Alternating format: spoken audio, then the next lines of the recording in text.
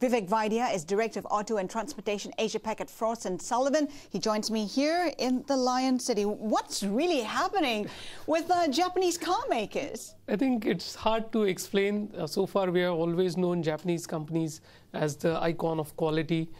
It's really unfortunate, and it's really tough times for Japanese automakers ahead.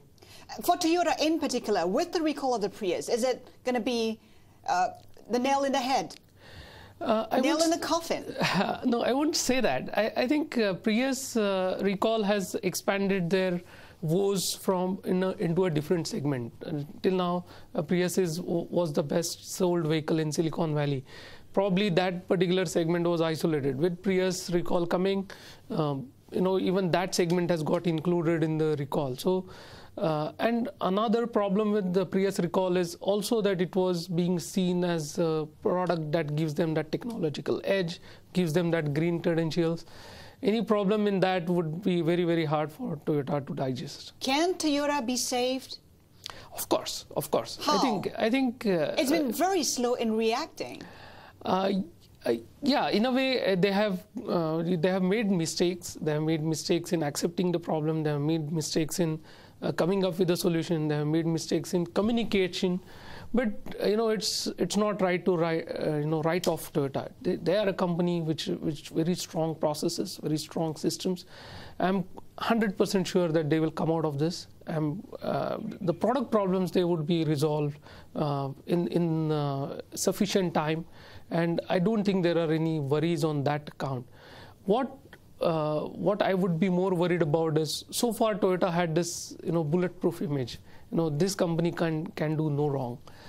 That image would now take a severe beating. Now that aura around Toyota is not really there.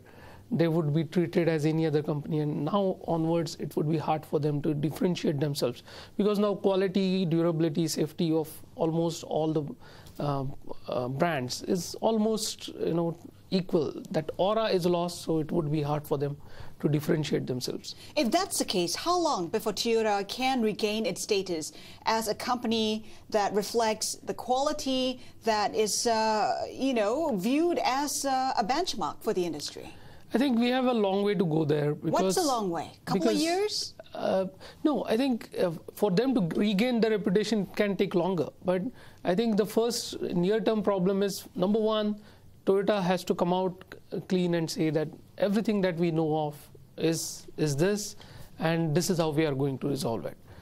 Number two, they have to start regaining, fix the problems, start gaining customer confidence, start gaining the marketing and PR campaigns right, and slowly build it up from scratch. It's like they are back to the square one. They are back to the undifferentiated Toyota that existed a few years ago, and they have to start building it again. How much will this impact Toyota's earnings going forward? It's a huge impact. I think there are several aspects to it. There is a direct cost. There is a loss of sales.